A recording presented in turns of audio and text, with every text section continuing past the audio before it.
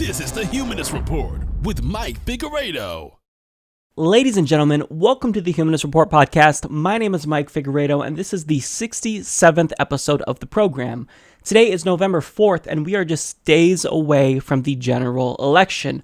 So we'll talk about the stories leading up to the election, but before we get started, we have several people to thank for joining the independent progressive media revolution.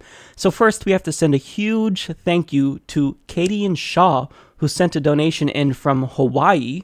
Very cool.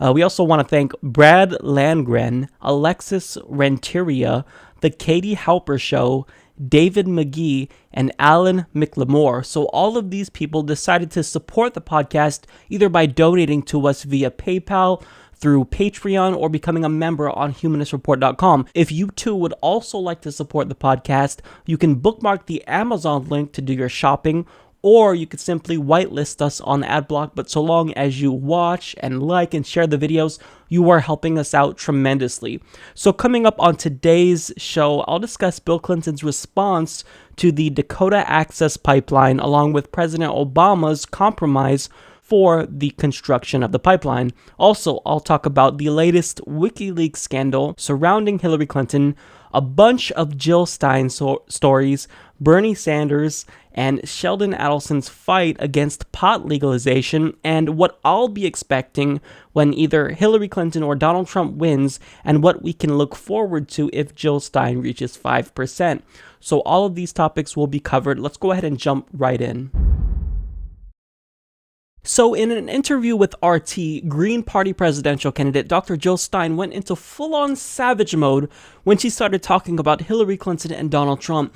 And basically, she said everything that we're all thinking. You have a choice between either a proto-fascist in Donald Trump or a corruption queen in Hillary Clinton. Take a look. What kind of impact do you expect to have on Election Day, and in what states? Well, let me just say, voters are being intimidated into voting for the candidates that are the most disliked and untrusted in our history of presidential races. And it seems with every passing day, the race becomes more scandal-ridden and more outrageous between the queen of corruption, Hillary Clinton, and the walking scandal sexual predator, Donald Trump. And people are fighting angry. 72% of people have not heard of my campaign, yet the vast majority of Americans were clamoring for open debate so they could find out what other choices they had. The bottom line is this: there is not a new entitlement for the establishment politicians. They do not have an entitlement to our votes. They have to earn our votes. They have not earned our votes, and people are looking for something else. So my hope is to help inform and empower the American people to actually make choices, informed choices about our future. That's what democracy is supposed to be about. The fact that we have to choose between a proto-fascist and a corruption queen is absolutely outrageous, and really drives home why we have to break the stranglehold of this very corrupt two-party system. And I encourage people, don't throw your vote away voting for a political system that's throwing you under the bus.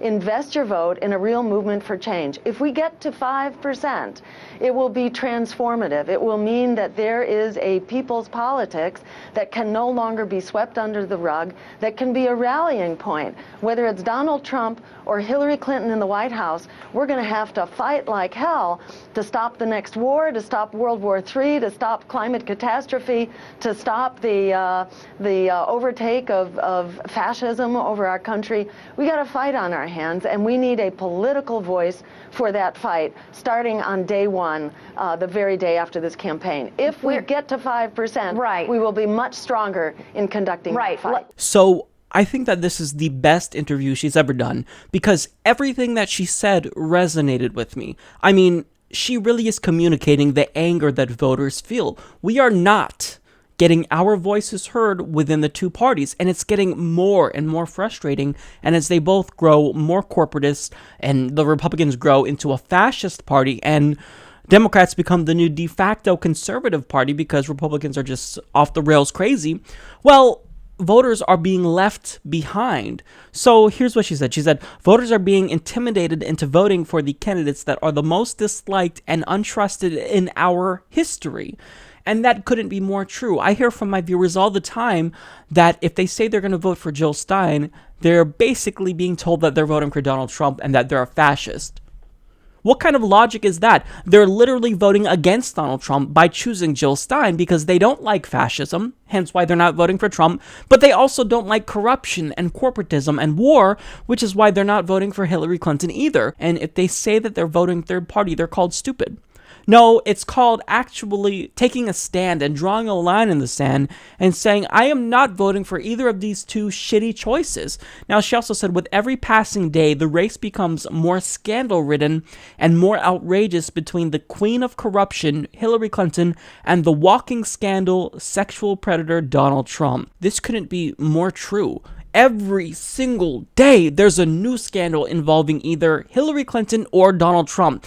If it's not Hillary Clinton and her email scandal, it's Donald Trump sexually assaulting someone else. Some new victim comes forward and said that he really did grab her by the vagina. It's just unacceptable. Why can't we actually have a substantive race about the issues? But instead, we have two narcissists who are making this entire election about them. And every single day, I get more and more frustrated knowing, oh, what scandal is going to come out today? It's so tiring. Now, she said the fact that we have to choose between a proto-fascist and a corruption queen is absolutely outrageous. I mean, this communicates everything I've been thinking since they both became the party nominees. I mean, if you vote for Hillary Clinton, then you are choosing corruption, you're choosing war, you're choosing to solidify the rightward shift of the Democratic Party. And she's not just taking members of the Democratic Party establishment with her, she's moving the whole base along with her, because now we see Democrats, so-called lefties and liberals, standing up for her vote for the Iraq War and her vote for the Patriot Act. This is dangerous. And then if you vote against that, then you're voting for a fascist, someone who is empowering white supremacists, someone who literally is implementing World War II era policies against minority groups, choosing to ban Muslims. He's also a serial sexual predator. He's a con man who went bankrupt, who said that he would default on US debt. He's just a crazy person. But if you want to defeat him, then you have to choose a corrupt candidate. It's just a lose-lose situation. It's lose-lose. No matter who wins, we all lose.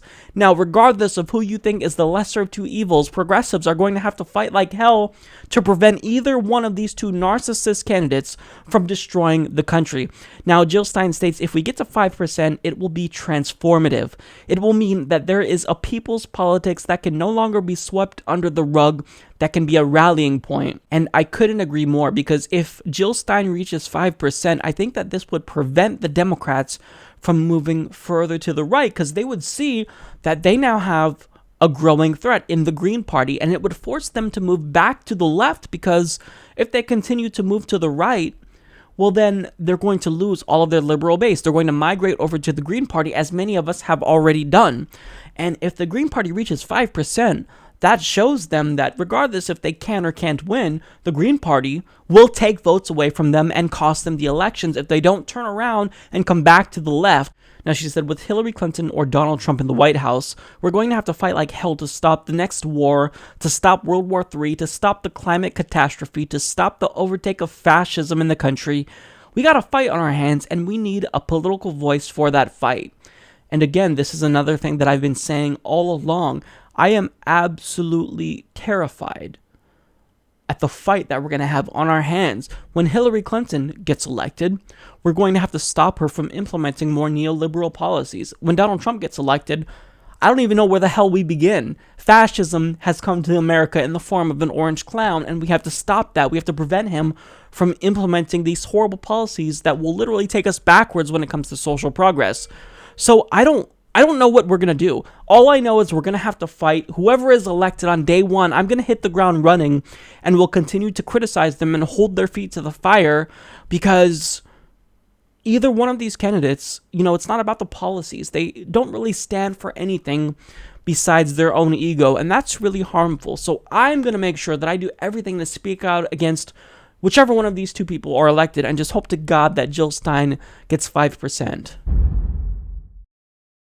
So I'm a bit late in getting to this, but I wanted to get to the Daily Beast's sad attempt at smearing Jill Stein. So by now, we all know that the Daily Beast is a pseudo-journalism outlet where their parent company is IAC. And on the board of IAC, Interactive Corp, sits Chelsea Clinton. So time and again throughout the course of this election, they've proven that they are willing to unfairly smear any and all of Hillary Clinton's opponents at the behest of their parent company.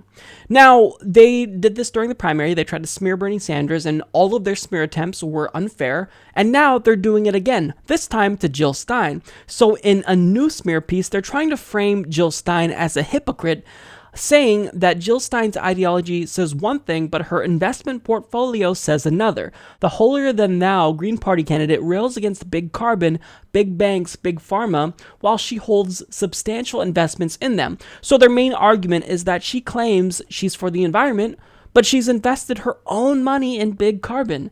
She rails against Wall Street, but she has investments in the financial services industry. Also, she rails against war all the time, but she has money invested in defense contractors and drones. And that's not all. Jill Stein also has money invested in big tobacco and big pharma. Now, when I first heard about this article before reading it, I was honestly taken aback because I thought, wow, I mean, regardless if it comes from the Daily Beast or not, if there's evidence to back up their claims that Jill Stein is in fact this big of a hypocrite, then I can't defend her here. I have to be objective and actually criticize Jill Stein if it is the case that she's guilty of being a big hypocrite. But to no one's surprise, this is just the Daily Beast being the Daily Beast as usual. All that this is about is Jill Stein's investments in mutual funds. That's it. So as Jill Stein explains, like many Americans who hold retirement accounts, pension funds, or who invest in the American economy, my finances are largely held in index funds or mutual funds over which I have no control in management or decision making. Sadly, most of these broad investments are as compromised as the American economy, massively degraded as it is by the fossil fuel, defense, and finance industries. Over the years, I have taken steps to divest from the worst of these holdings, transferring my checking and savings accounts from Bank of America largely to a credit union, and divesting from GE, DuPont, and Merck stocks I had been given decades ago. Participating in the American economy by holding investments in mutual funds, retirement accounts, and index funds is a far cry from the Clintons' backroom fundraising and $250,000 speeches for the predatory banks, health insurance industry, and fossil fuel tycoons. It's also a world apart from the predatory economics, taxpayer bailouts, and tax dodging of Donald Trump. To the contrary, these investments are what tens of millions of working Americans must do to secure crucial resources for retirement. To suggest an equivalence betrays either mind-boggling cluelessness or, more likely, the attack dog mentality of the Clinton protection press hitting on true proponents of social change in order to defend the precarious empire of the political elite. The Daily Beast is suggesting that participating in the American economy is incompatible with working to change it. This is comparable to the position taken by anti-climate change press, like at Fox News, who say that riding in a car or an airplane means you cannot criticize fossil fuels. Unfortunately, to change public policy, one must participate in the economy enough to generate the resources to create change, ideally in a way that minimizes damage and maximizes change. We need real options for ethical investing, including investments in the cooperative economy. Retirement security should be a human right, guaranteed through expanded social security, not privatized through these types of investment accounts where financial management makes unsavory decisions for us. And above all, we must build political power that is independent of multinational corporations and the political elite that serve them. This is essential if we are to restore the elusive promise of American democracy and avert the imminent threats of climate catastrophe, end this war and nuclear confrontation, and build the just and sustainable future that is within our reach. Yeah. And I'll put her full response in the description box, but that's basically it. Now, she also casually destroyed him in her response as well. If Mr. Ali, who's the author, is truly interested in conflicts of interest of political candidates and their families, where is his disclosure of the conflict of interest posed by Chelsea Clinton's position as a director of the corporate owner of the Daily Beast, IAC?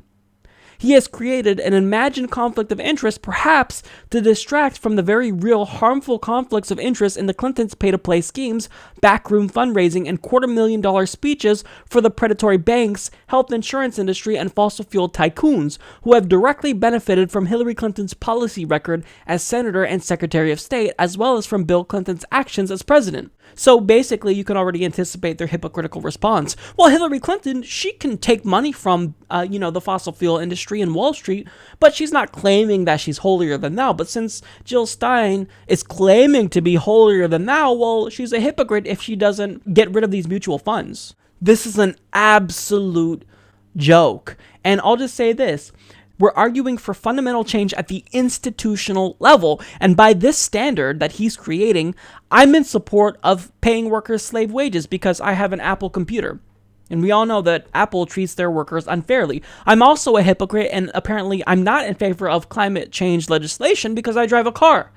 I mean, this is an impossible standard that you're creating for Jill Stein that you're not applying to Hillary Clinton or yourself. It's just completely ridiculous. And to illustrate how ridiculous this smear attempt is on Jill Stein, you can look to people who don't typically support Jill Stein who have come to her defense. For example, David Pakman. David Pakman is one of my progressive colleagues, and he's not voting for Jill Stein. He doesn't support Jill Stein, but even he came to her defense here. Take a look. If anything, Pat, and you know I'm not a fan of Jill Stein, this improves my opinion of her, that instead of falling prey to expensive money managers or hedge funds, she knows, or at least she's doing what indicates that she knows, that the most prudent way to invest is in these super low-cost, broad funds. She's not directly investing in or supporting Exxon any more than I am by holding this fund. I think this is a totally bogus critique of Jill Stein. Right, and the truth is about 50 million Americans have investments in mutual funds and index funds. Do they all love ExxonMobil? Oh, no, of course not. You have no say in how the money's managed. So look, in the end, this is the bottom line. You can say that people like Jill Stein or even myself are big hypocrites because we rail against slave wages, but then we support these companies by buying their products. I don't know what, went into this microphone. Who made this microphone? You can also say I'm a hypocrite because I'm posting my videos on YouTube, which is a platform owned by Google, who is censoring news about Hillary Clinton. So everyone is a hypocrite in some way, shape, or form, but I want the government to impose restrictions on companies so they can't do these types of things. That's why I'm speaking out. So, this attack is baseless, as any other attack has been thus far on Jill Stein, and it's just ridiculous. It shows that the Daily Beast is getting desperate in their attempt to smear Jill Stein, and this is a good sign. Why? Because it shows that the establishment sees Jill Stein as a threat, and if the Green Party is seen as a threat, then that means the Democratic Party has to react. They have to move back to the left. So this is a good sign. I don't see any harm in this. It just makes the Daily Beast look like shit and tells us that the Democratic establishment is afraid of the Green Party and Jill Stein. More than any other voting demographic, millennials are choosing to go green this election cycle. Why? Well, I've told you why I'm going green, but I'm going to go ahead and let the Green Party presidential candidate herself explain why millennials are choosing to go green. So in an op-ed for The Hill, she writes, "Millennials are disillusioned with politics and desperate to change it. For many, Wikileaks exposing how the Democratic Party sabotaged Bernie Sanders confirmed their suspicions that the political system is rigged. They see Clinton as the embodiment of a political establishment that serves the economic elites, and they reject Trump's sexist, racist behavior and regressive platform. On critical issues like education, debt, and jobs, millennials see the Greens as the one party taking their concerns seriously. Since the 2008 financial meltdown, millions of young Americans have been stuck in a low-wage, insecure economy in which good jobs and affordable healthcare and education are often out of reach. We are tackling their concerns with programs to guarantee jobs, education, and healthcare to all. Our flagship proposal is a Green New Deal to create millions of jobs in the transition to a sustainable economy. Skyrocketing tuition and student debt, now at $1.3 trillion for 43 million indebted Americans, are causing many young people to question whether they can afford higher education. This is tragic when compared to the many countries around the world that offer tuition-free higher education to give their young people a secure start in life. Millennials share a growing consciousness of the interconnectedness of social justice and human rights with economic and environmental justice. Young people support legalizing marijuana not just for personal freedom, but also to end racist mass incarceration caused by prohibition. The Black Lives Matter and immigration justice movements are warming to the Greens' consistent platform for human rights. Calls are growing to join together in a broad movement for justice, rather than organizing into single-issue groups that are easy to divide and conquer. Compared to Trump's opportunistic demagoguery or the cynical manipulation of the Clinton machine, many people prefer a real, unscripted person who isn't afraid to answer their burning questions in social media live streams. In fact, millennials who plan to vote Green know that if we are ever to break free from the two-party trap, the time to start building an alternative is now. Word is spreading that at least 5% of the national popular vote would qualify the Greens for up to $10 million in public funds for the 2020 election and win ballot lines throughout the country so 1,000 more down-ballot Green candidates can run. Young Green voters are talking about a national push for electoral reforms like ranked choice voting to end the downward spiral of fear-based voting. While millennials may vote Stein-Baraka, dreaming of a Green White House, they know every vote is an investment in building a lasting movement for people, planet, and peace over profit. So every single word of what she said there is 100% accurate. And there's more to that op-ed as well, so I would encourage everyone to click the link down in the description box and read the rest of it because, it was just phenomenal. Jill Stein really encapsulates everything I'm looking for in a candidate. She is willing to speak off the cuff. She's not scripted. She's just telling us what she thinks, and that's what I want. Someone that's not just genuine, but that has the policy positions that will actually improve our lives and not just enrich the oligarchs that are already wealthy in the country. And I'll say this, if we do continue to support the Democrats after everything they did, then we will never get real progressive change in this country because Debbie Wasserman Schultz rigged the primary against Bernie Sanders and Hillary Clinton immediately hired her.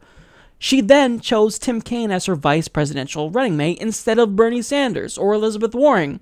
So if we vote for them after the entire Democratic establishment and Hillary Clinton herself basically gave us the middle finger, then Democrats will continue to be more and more corporatist and more corrupt and more conservative. So by voting for Jill Stein and the Green Party, I'm actually taking a stand and communicating to the Dems that you don't get my vote no matter what.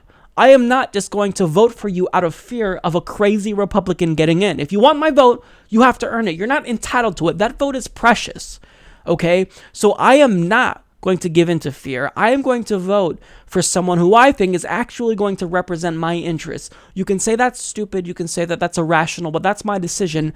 And I want the Democrats to know that they lost my vote in this election cycle. I was a Democratic Party loyalist. I had no reason not to be, because when you look at the Republicans, they're just crazy. They are insane.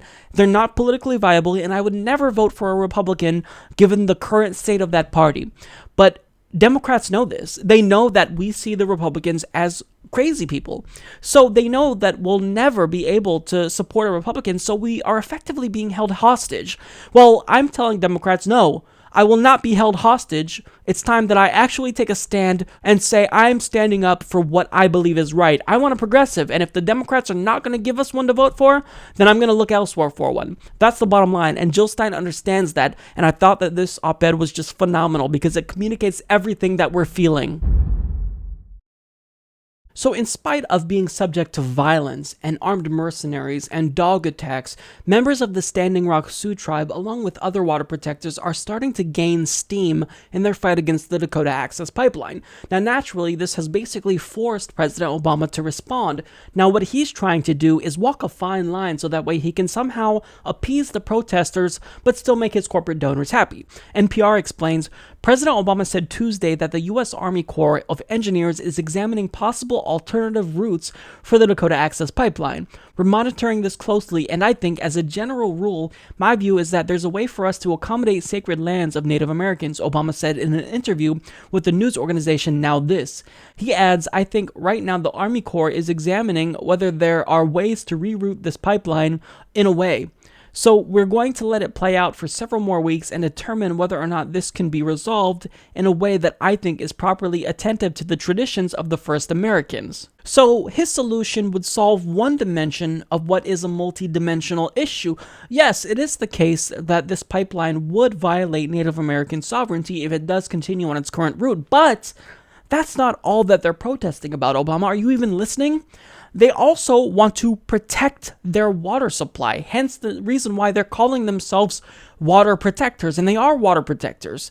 They're saying, look, not only would this violate Native American sovereignty, but simply rerouting the pipeline wouldn't prevent another oil spill, and it would make millions of residents in North Dakota, including Native Americans, vulnerable, as their water could potentially be poisoned from another oil spill. Not to mention the planet is at stake here. So how about this, Obama? How about for once in your whole presidency, in the 8 years you've been in office, you actually stand up for what's right and take the right side of an issue for once? We elected you as the progressive that you ran on, and you've become a conservative and a centrist as soon as you got in office. And that hasn't changed. So maybe just once, one time, throughout your entire presidency, stand up for what's right and get on the right side of the issue for once.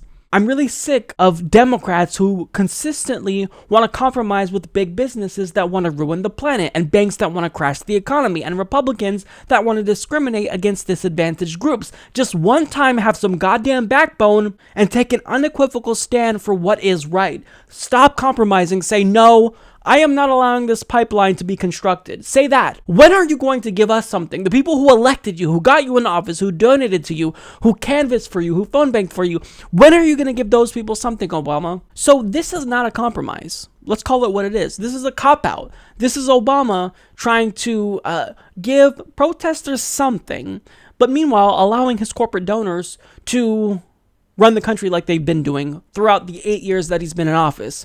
It's a joke. And if you want to criticize people for not supporting Hillary Clinton, Obama, maybe this is why. Because they know that she's going to do what you do, but maybe even worse. She's going to get in office and compromise. And her silence on this issue is deafening, because we know that she's probably in favor of this pipeline being constructed. And we know that you are too, because that's where the money is. You have unequivocally taken a stand on the side of your donors throughout your presidency. So I'm not surprised that you're not changing that now. Last week, one of my viewers named Jeremy R. asked Chelsea Clinton why her mom has remained silent on the Dakota Access Pipeline and whether or not she would reject construction of the pipeline if she were president. And as you all know, Chelsea Clinton completely dodged the question. I'm not making light of it. I have no idea what it's been, if it's been days or weeks or months. I don't even know it's October 26th because there's nothing. Well, this week, Jeremy R. attended a rally with Bill Clinton, and he asked him the same question. Take a look. Does Hillary support the Dakota Access Pipeline? Does she stand with the water protectors? I'm profoundly grateful to all of you who supported Hillary through the primary and in general. Peaceful protesters are being arrested and assaulted in Dakota. Bad week, you know, and he no, I'm wondering why Hillary's not standing with them. Why is Hillary not standing with them? Hillary! Why is Hillary not standing with them? Her, Hillary! Woo!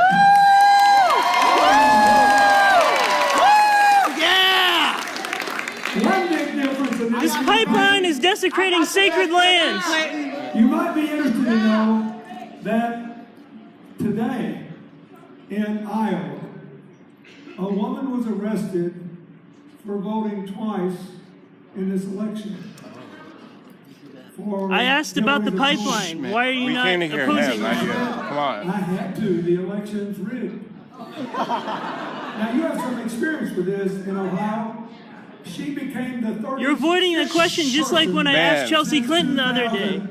To be accused of fraudulent voter ID out of over 200 million votes cast. As your Republican governor said, this charge is bull, just like so many of the others. But it shows you what the difference is. And does Hillary oppose the Dakota Access Pipeline? Why are you not answering? Who we are as Americans. For example, Does it bother you that peaceful protesters are being arrested? They're being attacked by militarized police. Now, because Jeremy dared to ask the question as to why Hillary Clinton has remained silent on a major progressive issue, he was asked to leave by multiple people that were yelling at him, and then when he actually did stand up to leave, the crowd was cheering, they went crazy, and then a police officer came and escorted him out of the building and then told him to leave the property. So this is what happens when you challenge authority. You are typically berated by supporters of this political figure, as was the case with Jeremy both times, when he asked Chelsea Clinton for clarification on Hillary Clinton's position on the Dakota Access Pipeline, or actually not even clarification. He just asked, is your mom against the construction of the Dakota Access Pipeline? Which side is she on? Is she on the side of the oil company or the water protectors? And, he didn't get an answer. And when he tried to push her to really answer the question substantively, Hillary supporters in the room barked at him. And same here, you saw the way that they reacted. Now, look, we all know, let's be realistic here. Hillary Clinton is walking a fine line, hence why she doesn't want to speak out about the Dakota Access Pipeline. Because one, she really wants to appease her donors within the fossil fuel industry, but at the same time, she knows that she's going to need progressives to show up to vote on Tuesday if she really does want to win. So either way, if she takes a stand, she's going to upset someone. So she's hoping that this issue will be sorted out before she is elected, if that is the case, if she does in fact win. And it's just pathetic because you shouldn't have to look at polls or see where the country is going. You shouldn't have to walk a fine line. You should just take a position for once. Show us that you really are the true progressive like you claim you are, and stand up for the rights of Native Americans. Stand up for the water protectors who are now being physically assaulted by police officers, who are now being intimidated by armed mercenaries with dogs that are attacking them. It's unacceptable. Everyone has the right in this country to peacefully protest under the First Amendment, and Hillary Clinton has chosen to remain silent. So effectively, by doing that, you are inadvertently taking the side of the oil company because you're not choosing to speak out on behalf of the protesters. So what we all have to do is pressure Hillary Clinton to actually take a stand on the Dakota Access Pipeline. So I would say tweet to her using the hashtag stand against the Dakota Access Pipeline and see if we can get a response. Because if we can't get Bill Clinton or Chelsea Clinton, the people who are closest to her, to give us a straight answer, then we're going to try to hear it from the horse's mouth. So let's go ahead and tweet to Hillary Clinton and get her to actually take a strong stance against the Dakota Access Pipeline. When FBI Director James Comey announced back in July that he would not be recommending to the Justice Department that they indict Hillary Clinton, he proved that we really do live in a two-tiered justice system where the rich are allowed to commit crimes and get away with it, while the poor who commit crimes are actually prosecuted. Now, this isn't us just speculating. This is what James Comey literally stated. To be clear, this is not to suggest that in similar circumstances, a person who engaged in this activity would face no consequences. To the contrary, those individuals are often subject to security or administrative sanctions, but that's not what we're deciding now. Now, with the release of John Podesta's emails by WikiLeaks, more and more, we are proven to be right. So according to Politico, in May of 2015, Assistant Attorney General Peter Kadzik emailed Clinton campaign chairman John Podesta to tell him about potential developments at an impending congressional hearing, as well as about a new development in a Freedom of Information Act lawsuit for the emails Clinton turned over to the State Department from her private account. In an email from Kadzik's personal account titled "Heads Up," he wrote, "There was a House Judiciary Committee oversight hearing today where the head of our civil division will testify, likely to get questions on State Department emails. Another filing in the FOIA case went in last night or will go in this AM that indicates it will be a while, 2016, before the State Department posts the emails." Podesta forwarded the email to a cadre of top Clinton aides, adding additional chances for mischief. Clinton's campaign has declined to comment on the veracity of the WikiLeaks emails, accusing the site of working to aid Russia and Donald Trump's presidential campaign. No surprise there, because when you can't actually address the substance of what's in the emails, you pivot to Russia. Now, this illustrates two things. One, that we do in fact live in a two-tier justice system. And second, It illustrates that Hillary Clinton really is the ultimate government insider because people at the Department of Justice are supposed to hold her and other corrupt government officials, Democrat or Republican, accountable, not collude with them. But by giving them a, quote, heads up, you're tipping them off so that way they can prepare, and therefore she's not getting a fair shake like other Americans would. When Brian Nishimura, who did not intend to send or receive classified information but was prosecuted for doing so anyway, was found guilty, do you think anyone at the Department of Justice tipped him off? Do you think he was given a heads up? No, so this just confirms that rich people and oligarchs and the elites get special treatment from the government and government agencies, and it's not right, it's immoral. If you live in a democracy, the elites are supposed to be held to the same standard, but we know that in America that's not the case. So to those of us like myself who thought that it would be likely that Hillary Clinton would be indicted and that the FBI would recommend an indictment to the Department of Justice, you can't call us crazy for thinking that because we still had a shred of faith in the system. But now it's very, very clear that if you're an elite, if you're a Republican or Democrat, so long as you're rich, so long as you're part of the political establishment, you may see this partisan bickering from time to time, but they're going to look out for you. If you're one of them, Republican or Democrat, if you're rich, you're on the side of the establishment, you're going to get away scot-free with whatever you want. So it's just sad because it shows that if we really do get someone that's overtly corrupt, that's brazenly corrupt, that does what they want, that turns our democracy into a laughingstock across the world, then they're not going to be held accountable. So when you have that, you don't have a democracy. You have oligarchy. So I've been doing this podcast for about a year and a half, and I have broken down many defenses of Hillary Clinton's use of her private email server. Most of them just claim, well, you know, Colin Powell did it and other Secretary of States did it, so Hillary Clinton should be able to do it too. Or they just, you know, they boil down to hacky partisan defenses. But in one op-ed published in Time magazine, it was a defense that was so bad that it's literally indistinguishable from satire. I'm not joking. So it reads, I am mad. I am mad because I am scared. Oh boy. And if you are a woman, you should be too. Emailgate is a bitch hunt, but the target is not Hillary Clinton. It's us. And by us, she means women. The only reason the whole email flap has legs is because the candidate is female. Can you imagine this happening to a man?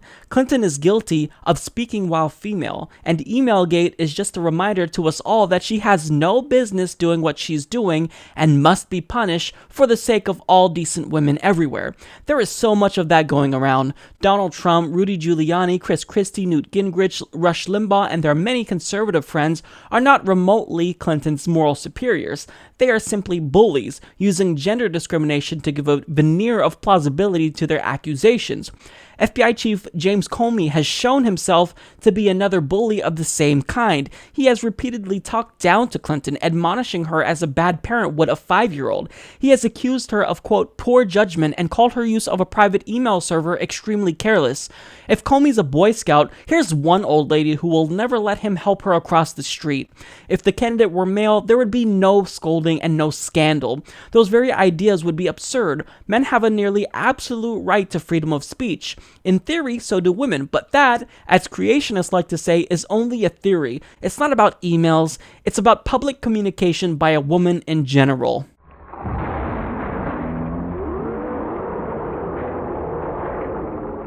Wow. So I don't even know where to begin. So because there's a scandal surrounding Hillary Clinton's email, it's not because she set up a private email server to avoid FOIA requests because she didn't want the public knowing about her corruption with the State Department and Clinton Foundation. It's because she's a woman. That's why we're angry at the fact that she set up a private email server. This has to be one of the worst defenses, if not the worst defense of Hillary Clinton I've ever seen. You do realize that in making this argument, you're literally making the case against feminism, right? That's wanting Hillary Clinton to get a free pass for breaking the law because she's a woman. That's not what feminism is supposed to be about. Feminism is about equality, not giving Hillary Clinton a pass because she's a woman. It's just ridiculous. So, I mean, your argument is more harmful to women in the long run. Furthermore, it discredits actual cases of sexism. And I think that the most ridiculous line in there was when you criticized James Comey for, quote, admonishing Hillary Clinton and talking down to her for breaking the law. He's the FBI director. His job was to investigate whether or not Hillary Clinton sent or received classified information, which is illegal. And yes, he found out that she was, but he decided to give her a free pass. But yet you still weren't happy enough. Was he supposed to praise her for breaking the law? I mean, you should be happy that he did not recommend that the Department of Justice indict her, because he literally created a new standard for Hillary Clinton by not recommending that she's indicted. And he even admitted to this by saying, typically when people do what Hillary Clinton did, they are subject to administrative sanctions, but that's not what we're choosing to do today. To be clear, this is not to suggest that in similar circumstances, a person who engaged in this activity would face no consequences.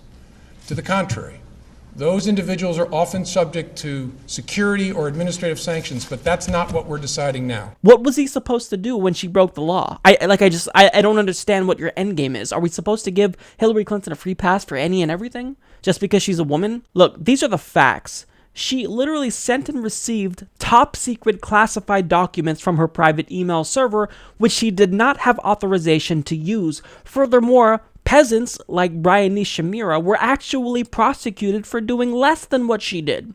So you should be relieved that he only admonished her and be thankful that she wasn't indicted. Otherwise, she wouldn't even be the Democratic nominee. It would be Bernie Sanders. And then you said if the candidate were male, there'd be no scandal. So let me address this. I can kind of sympathize with what you're saying with that argument specifically, because when it does come to emails, yes, it is true that George W. Bush also, quote, lost emails that were set up on his private server. But here's what I say to that. I don't care if you're a man or woman. That's also still a scandal. Indict and potentially prosecute him as well. And look, let's be honest. Female politicians, yes, are still treated unfairly. Hillary Clinton is often critiqued, for example, for yelling when she speaks, which I think is unfair, because I would rather focus on the substance of what she's saying rather than how she's saying it. But here's what you're missing. It's not so much about male-female as it is about rich and poor. Hillary Clinton is a rich elite, so that's why she was allowed to get away with sending and receiving classified information, while someone like Brian Nishimura, who was not an elite, was prosecuted for it, which is why Edward Snowden and Chelsea Manning will potentially be subject to prosecution if they do choose to come back to the United States. And let me remind you that Hillary Clinton wants to prosecute these individuals. So you're right, there is a double standard. We allow the rich elites to do whatever they want, while the poor are punished when they break the law. Now, in anticipating your response, you'll probably contend that because I'm a man who's criticizing your argument, I'm criticizing the way you speak and your method of communication, therefore I'm sexist as well. Well, I'll just preemptively respond by saying, actually, two can play that game. I'm gay, so if you criticize my criticism of your defense of Hillary Clinton, then you're homophobic. Why do you hate gay people? Because historically, gay people have been repressed around the world and around the globe. So if you criticize me, then you're homophobic. You hate gay people. You're a gay basher. Sounds kind of ridiculous, right? It's because that argument is ridiculous, and it illustrates how ridiculous your argument is as well. Here's the thing. Hillary Clinton is corrupt. She did favors for the Clinton Foundation donors while she was Secretary of State. Her campaign colluded with the FBI and Department of Justice when they were supposed to be investigating her. She's proven that she can be bought off. She changed her position on single-payer healthcare when she took money from the health insurance industry, and she voted for the Iraq War, which led to deaths of innocent civilians. She voted for the Patriot Act, which led to the erosion of our Fourth Amendment, and she cheated during the primary and immediately hired the person that rigged the primary against Bernie Sanders, Debbie Wasserman Schultz. These are just some of the reasons why people don't like Hillary Clinton, but I can assure you of this. If Hillary Clinton were a man, I'd be just as outraged. But you see, I'm actually objective. I could put identity politics aside and actually judge a candidate for the substance of what they are and who they represent, not based on their gender or their skin color or their sexual orientation.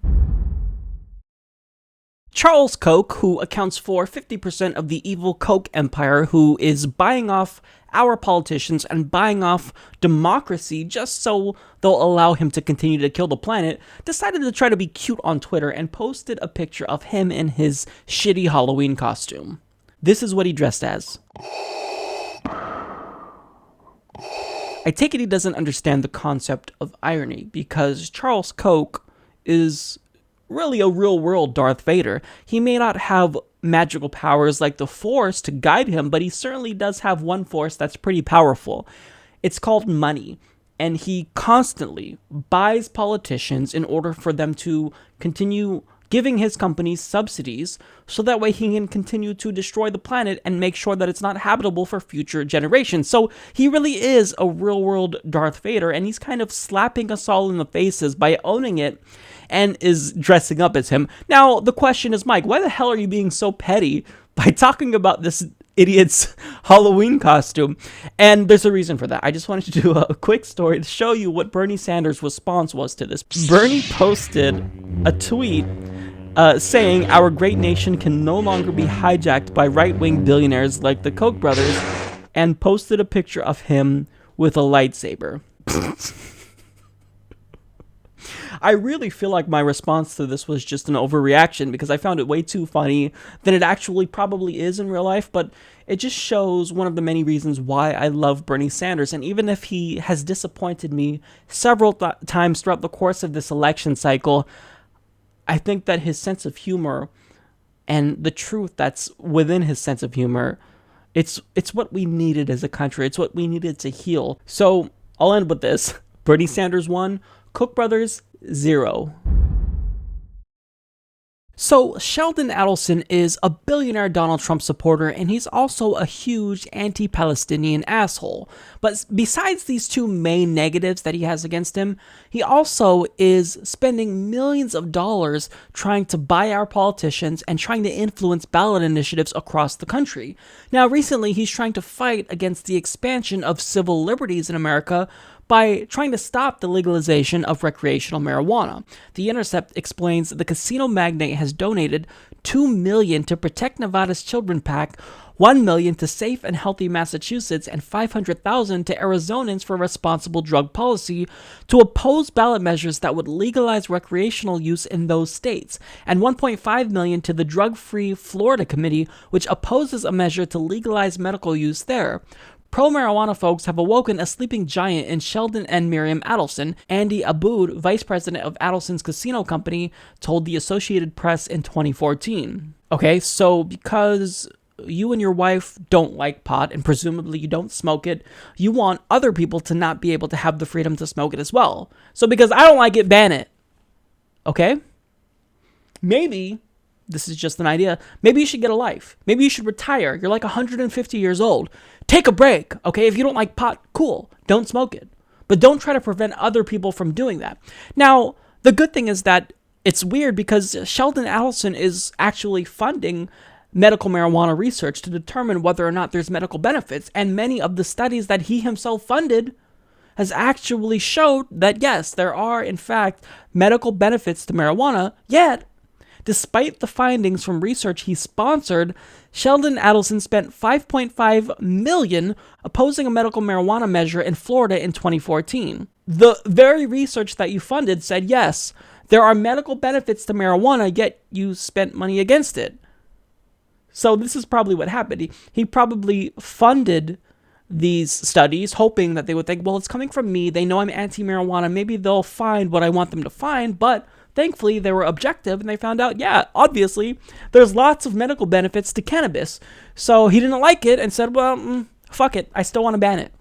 This guy's ridiculous, and it's just so weird that he is so vehemently against pot legalization because he's a casino owner, so there's really no reason for him to oppose it. Ben Pollard, campaign manager for Florida medical marijuana group United for Care, told The Intercept he can't understand Adelson's intentions. Certainly, the folks who have an incentive to oppose this kind of stuff are people with an interest in the rehab industrial complex because marijuana prohibition feeds a lot of clientele into those businesses.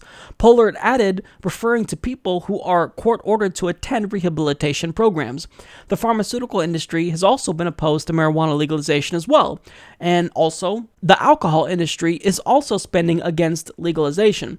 So he has no monetary interest. He has nothing to gain from this other than his own ego winning and potentially shutting down what people want to do. So rather than just taking a break, retiring, watching, Jeopardy, he's choosing to be an asshole and fight against what people want, to fight against progress. And clearly, we are headed in the direction of full legalization in all 50 states.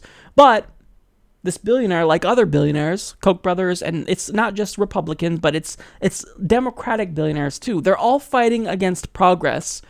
And he has nothing to gain from it. He just wants to flex nuts and show that he can do something in the country because he's bored.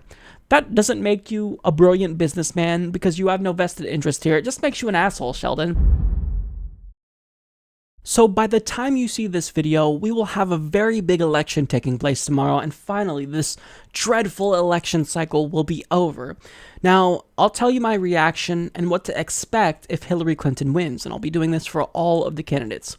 So if Hillary Clinton wins, the first thing that I'll do is just sit back and take a sigh of relief, knowing that we defeated Donald Trump and we don't have to worry about fascism coming to America. But I'll be disappointed knowing that it'll be a minimum of 8 years before we even get to see whether or not there's going to be a true progressive that decides to run for president.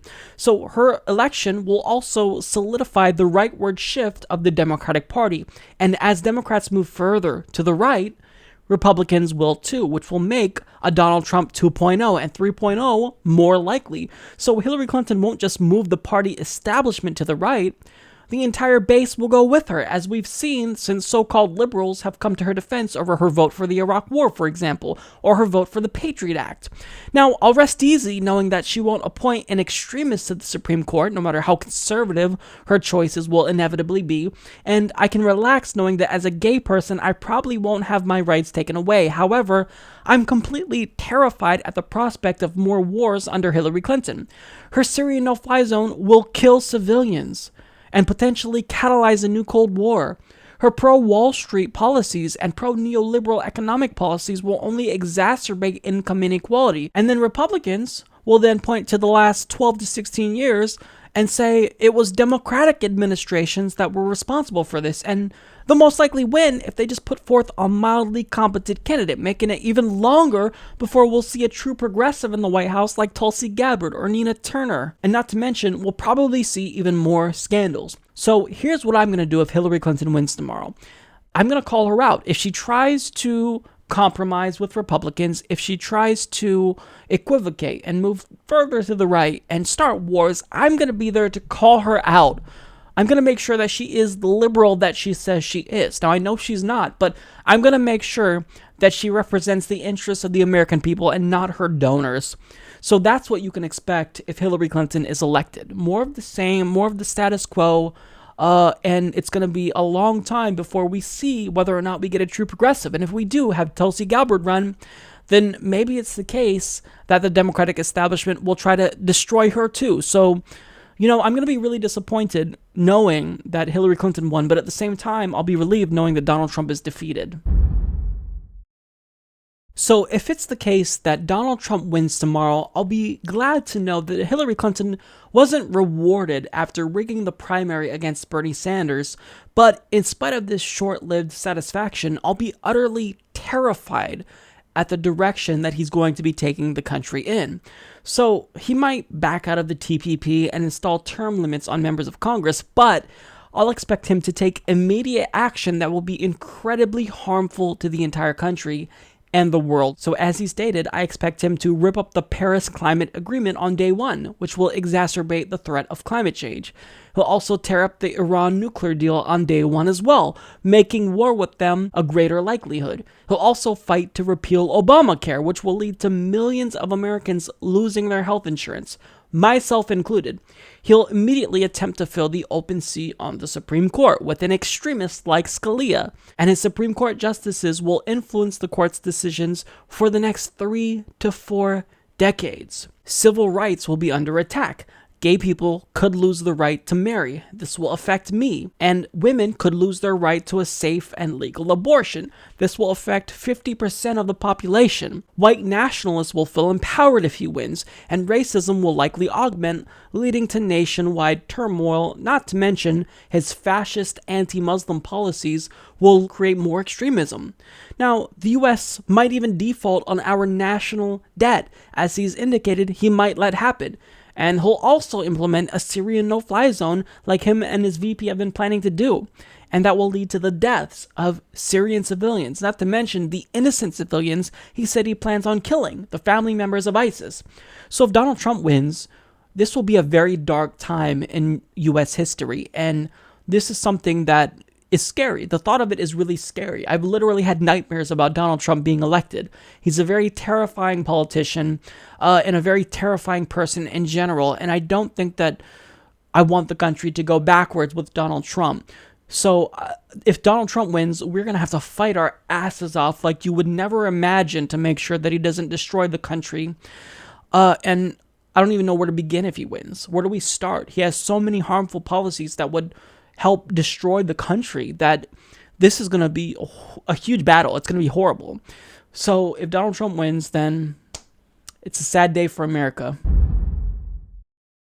So if it's the case that Jill Stein reaches 5% tomorrow, I will be hopeful again. I'll be hopeful that the progressive movement can live on regardless of who's elected. I'll know that the Democratic Party establishment is going to have to pull the emergency brake and immediately stop their shift to the right, because the Green Party will now be viewed as a huge threat to the party establishment. This will mean that the Green Party will now qualify for federal matching funds, and this will allow them to run even more Green Party candidates at the local and state levels, which will have a tremendous impact on the country as a whole and improve their chances of success. And progressive issues championed by the Green Party will be legitimized, and it will send a huge message to the two-party duopoly that the American people, primarily young people, are fed up with their corporatism and warmongering, and that their time will be limited if they continue to govern how they've been doing it thus far. So this would be a victory. If it's the case, no matter who's elected, if we can get Jill Stein to 5%, I will be incredibly excited about that. Either way, we're going to have to fight our asses off regardless of who's elected. We'll have a much harder fight if Donald Trump is elected, obviously, but I'll be a little bit more hopeful knowing that Jill Stein made it to 5% and that when we do get a progressive, they're going to have to be as liberal as the Green Party if they expect to get elected, because you have this big threat that millennials, a gigantic voting base, is latching onto, and you can't just ignore that. So I'll be ecstatic, honestly, if Jill Stein reaches 5% tomorrow.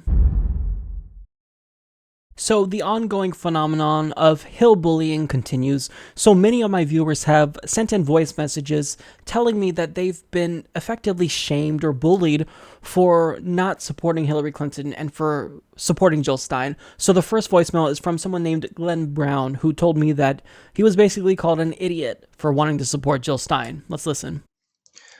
Yes, my name is Glenn Brown. I'm calling to let you know I had called a talk show earlier today and tried to explain why it is I was not voting for Hillary Clinton here in Florida because of what happened to Bernie Sanders in the primaries. And I was basically told I called a fucking idiot. I just want to let you know this to show that the crap a lot of us are taking who do not support Hillary on the left. Thank you. Well, first and foremost, thank you for the message, Glenn. Look, I'm sorry that you were treated that way. Nobody should be talked down to for making a very difficult decision and voting for someone. The fact that you're voting in general, I think, is a good thing. And Democrats always talk about how turnout's low and this hurts them and helps Republicans, and that's true. But you're not going to help increase turnout if you shame people for getting out to vote to begin with. Even if it's the case that people like you, Glenn, are voting for Jill Stein, I mean, you still can help Democrats by voting for them at the local level if you see Democrats like Zephyr Teachout, for example. I know she's not in your state, but by supporting her. So they should never shame anyone for voting against the candidate of their choice, regardless of what state you're in. You're making a principled choice. You're making a decision that I think a lot of people have thought long and hard about if they are in swing states, and that's your decision. Don't let anybody shame you into doing otherwise. If someone wants to vote for Hillary Clinton to defeat Donald Trump in a swing state, I totally get that. I can rationalize that. But again, I mean, Hillary Clinton rigged the primary, so if they want to vote against Hillary Clinton and support Jill Stein in a swing state, who am I to tell them in a deep blue state where my vote isn't really going to matter that they shouldn't do that? I think that you should really come to the decision on your own accord. Think about whether you care more about defeating Donald Trump or voting against Hillary Clinton and helping Jill Stein reach 5%. That's really what you're choosing between now. 5% for the Greens or defeating Donald Trump. And whatever is your decision is your decision. So you shouldn't have been called a name like that. It's just not fair. Now, my second message here is from Alfonso, who says he was shamed for being a Jill Stein supporter. Hi, Mike. My name is Alfonso. I'm 14 and I live in Michigan.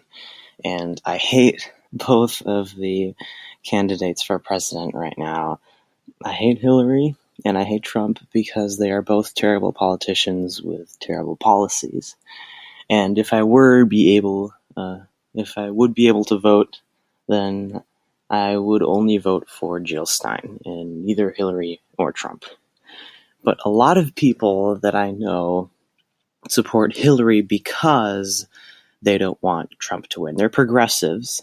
They were supporters of Bernie during the primaries, but they're voting for Hillary because they want to stop Trump from winning. And they shame me for supporting Jill because they think that, oh, if you were able to vote, you'd be casting a wasted vote. And you wouldn't be able to, you would be bringing Trump closer to the White House. So I can never bring arguments to combat that. So I was wondering if you would be able to help me and maybe other people who wanted to defend themselves. Thanks for the message, Alfonso. So here's what I would tell them. I would say if you truly are progressive and you care about progressive policies, you cannot support the Democratic Party no matter what. You cannot support the Democratic Party every single election, because if you do, you are giving them permission to rig future elections against progressives. So if you support Hillary Clinton now after they rigged the primary against Bernie Sanders, a true progressive, then in the future, 8, maybe 12 years down the line, if Tulsi Gabbard or Nina Turner decide to run, they're going to think, well, they supported the Democratic nominee no matter what back in 2016, so we can rig it against the progressive, Tulsi Gabbard, for example, again, and they're still going to fall in line. So by actually being principled and taking a stand and supporting Jill Stein, if you could vote for her, then you're drawing a line in the sand and telling Democrats if they want your vote, they have to earn it. They can't be shady. They can't rig the elections. They actually have to put forward progressive candidates and not establishment insiders like Hillary Clinton. So that's what I would say. That's just me. There are many arguments that would resonate with different types of people. It's really difficult to gauge, but in the end, what matters is that you're supporting the candidate that is speaking to you, that you want to support. Don't support anyone like Donald Trump who would actually harm the country. I mean, by supporting Jill Stein, you're saying this is the type of policies that I want. You're telling the Democrats that if they don't be like the Green Party, then the Green Party is going to get your votes, not Democrats. So that's what I would say. But again, look, here's the takeaway. If you want to support Jill Stein, you have a right to do that. This is a free country, and by discouraging people from supporting the candidate that they like and by voting their conscience, they're discouraging turnout. And in the end, that will hurt Democrats and help Republicans. So they should not discourage people from voting for the candidate that inspires them. This is going to backfire on them and they don't realize it. So the Hill bullying has got to stop. Well, that's all the segments that I have time for. I'm going to thank everyone for tuning in. If you made it this far in the video, thank you for watching. Thanks to all the members who support the show, the Patreon patrons and the one-time donors who send in donations through PayPal.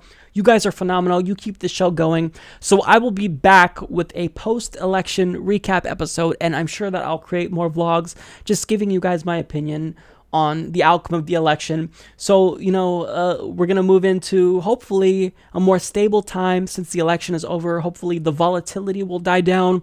And this is really the last episode before the election that I'm filming. And I've done nothing but film episodes about the election since I started this podcast. So I'm excited to move into a new era in the Humanist Report where we can actually really focus on the progressive issues, I feel like. I felt compelled to cover the election, and many people were just so interested in it, myself included. And it's really draining. So let's all take a break from the election. Let's relax. Let's maybe have a few drinks. Let's eat some snacks that we like. Let's all just forget about the election for a couple of days after it's over and just get back to life and try to, strive for some normality after this crazy election cycle. So I will see you guys next week. Take care.